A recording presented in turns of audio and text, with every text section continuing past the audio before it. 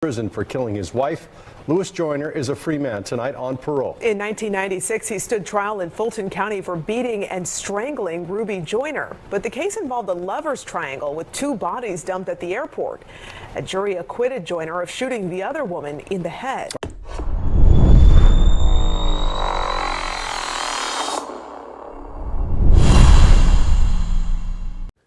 This monster husband here, age 77, was given a life sentence in 1996, convicted of murder of his wife.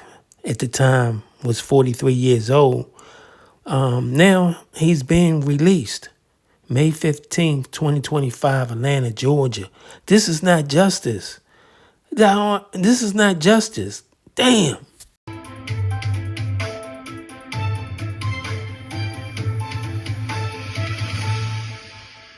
Prison for killing his wife. Louis Joyner is a free man tonight on parole. In 1996, he stood trial in Fulton County for beating and strangling Ruby Joyner. But the case involved a lover's triangle with two bodies dumped at the airport. A jury acquitted Joyner of shooting the other woman in the head. Our Fox 5 I-Team reporter Johnny Edwards spoke with relatives of the murdered wife, who spoke about her killer being set free. Johnny? Well, Russ and Cordy, these family members watched a judge hand their uncle a life sentence for killing their Aunt Ruby. Since then, he's been denied parole 7 times, but now he gets his freedom. Count 1, murder, guilty. 30 years ago, a case that shook Metro Atlanta. 2 women missing from Peachtree City, and a husband bolting for New York City. That in itself is very strange to me. Then, with the 1996 Summer Olympics right around the corner, 2 bodies found in a van at Hartsfield Airport. The victims, 40-year-old Halima Jones and 43-year-old Ruby Joyner, 2 friends who'd gone out shopping together. Halima shot in the head. Ruby strangled and beaten to death.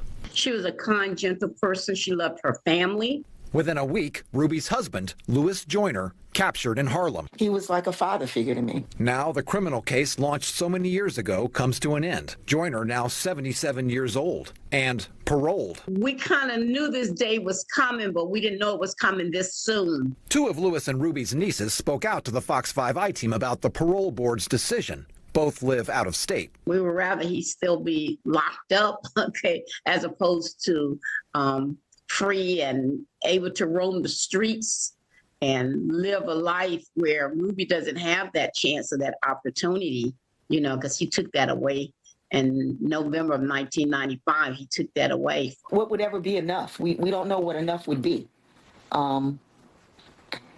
I have mixed feelings, personally. According to Georgia's prison system, Louis Joyner's most recent institution was here, a minimum security transitional center in Midtown for men who are close to the end of their incarceration.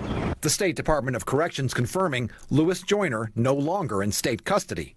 Now a free man, Joyner remains the only person alive who knows what really happened on November 15th, 1995. Between him, his wife, and his wife's close friend, who authorities learned Joyner was having an affair with. For the sake of me, I still can't understand why.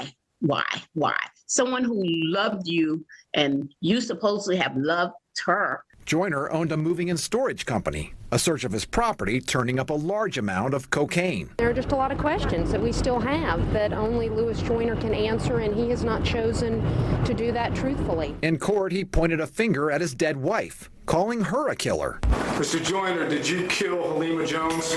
No, sir. Did you kill Ruby Joyner in self-defense? Yes, sir. He said his wife drove all 3 of them in Halima's minivan to a wooded area, where she hopped out and opened fire on her friend. Ruby shouted, "You cheating." Say it. "You cheating shit," and fired the gun. Then he said his wife chased him into the woods and pounced on him, and he killed her in self-defense.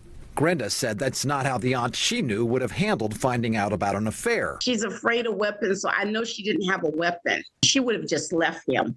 I know she would have just left him.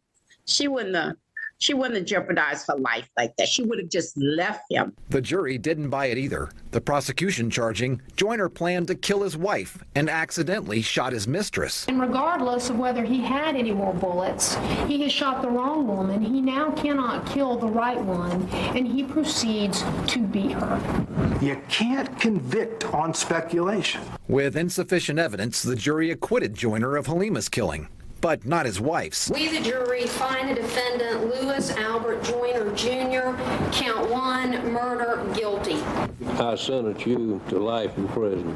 But after almost 30 years, he now walks free. It really destroyed our family. My grandmother went into a depression and she never came out because she was like, why her daughter? Why Ruby? I just hope that while he was sitting there, that he did have time to think about what he did and how he affected this family. Now, the prosecutor in Joyner's case, Penny Penn, is now Forsyth County's DA. Joyner's lawyer at the time, Steve Sadow, is currently defending President Trump in Fulton County's racketeering case.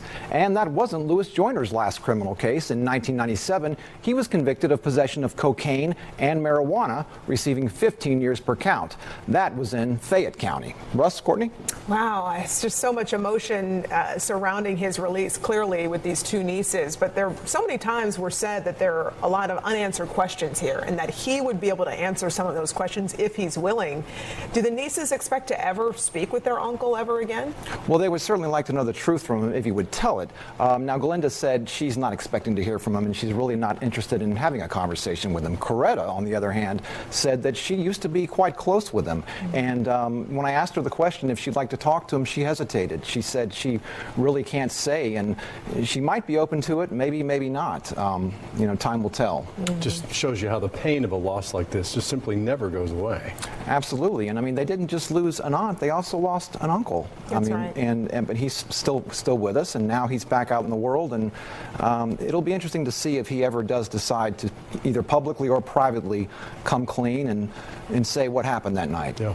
If he did, maybe that could provide some closure for these family members. At the very least. Yeah. All right. Johnny, thanks. Thank you. A crucial reminder here, help is available if you or anyone you know is a victim of domestic violence. You can call the phone number there on your screen or simply text the word START to 88788.